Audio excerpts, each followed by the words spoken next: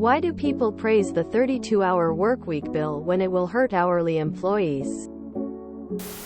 In my state, 32 hours is full-time, and we work 40-hour work weeks. It's harder for them to cut a few weeks of work to claim you are on average a part-time worker.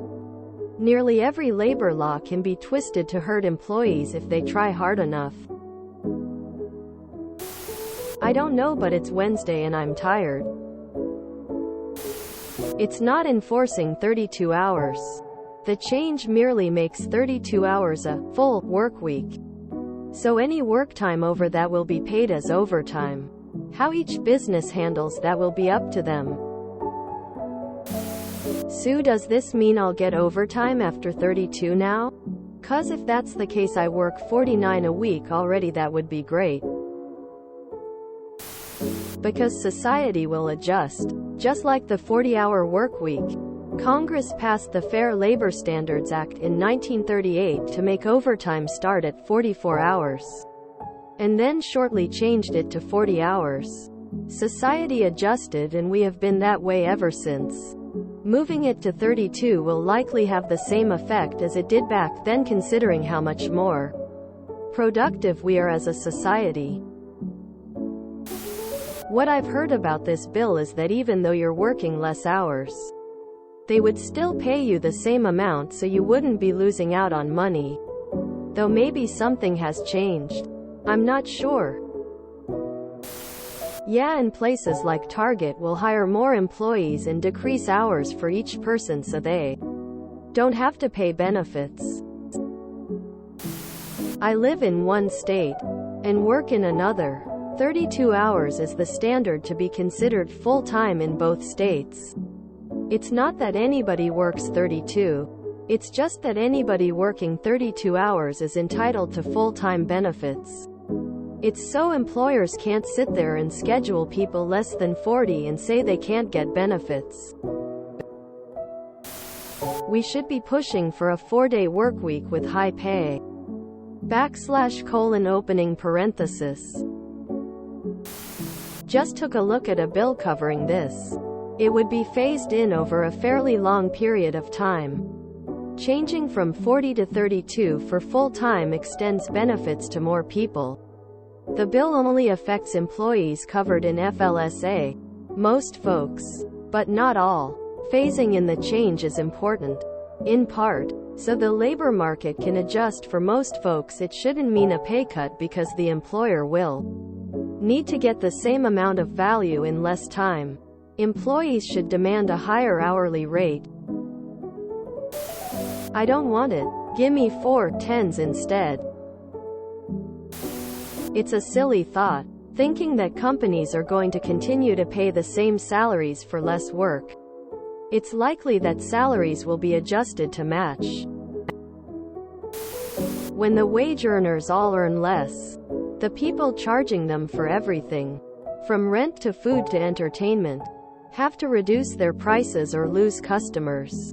It is going to suck hard. Nobody thinks it's going to be awesome. Even if you're on salary, you're either going to be working a lot of unpaid overtime, which happens regularly in a lot of industry, or you're going to be under a lot of pressure to get more done in less time.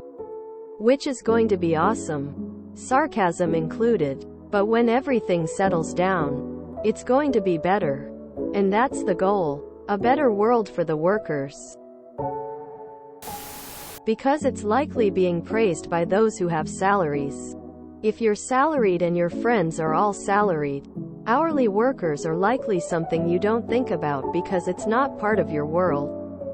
In the same way, a hypothetical bill increasing PTO for salaried workers would likely be thought little of by those without salaries. It's about the circles you run in and what you see daily, I think. Overtime after 32 hours isn't helpful, because companies will just cap hours at 32. Counterpoint. Employers still need someone to fill that time slot. While hiring a part-time employee might be an option for some, it would be incredibly difficult, especially for a skilled position. More than likely they will have to ask their hourly workers to work overtime. So that 41K is now 54K with the weekly 8 hours of overtime. I haven't read the bill, but does it apply to hourly workers? The work won't decrease, and it seems cheaper just to pay y'all overtime than hire and trading a set of additional workers to take the extra hours at regular pay.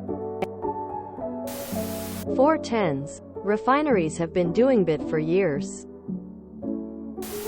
The same incentives exist at 40 or 32 hours. The numbers just change a little. TBH, I think there are probably benefits and drawbacks. It obviously benefits salary and hourly employees that regularly get overtime. But you are right. People that were kept at part-time with 39 hours might now be cut at 31 hours. My intuition is that this will affect a small segment of the workforce, but also one of the most vulnerable. But I'd be curious to see the numbers. But the business has to weigh that against the costs and effort of maintaining a larger workforce. In a competitive labor market like we have now, I don't think the workers actually face much risk of losing hours.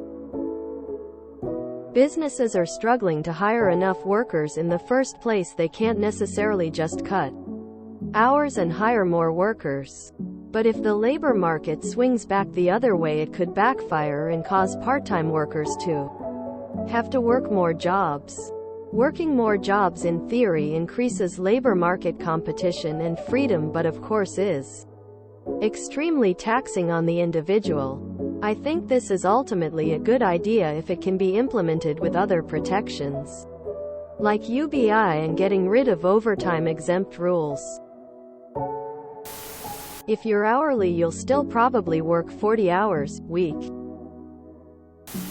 If you enjoyed this video, please check out our playlists full of similar content. TooAfraidToAsk is like doom scrolling for your ears. Please like, share, and subscribe.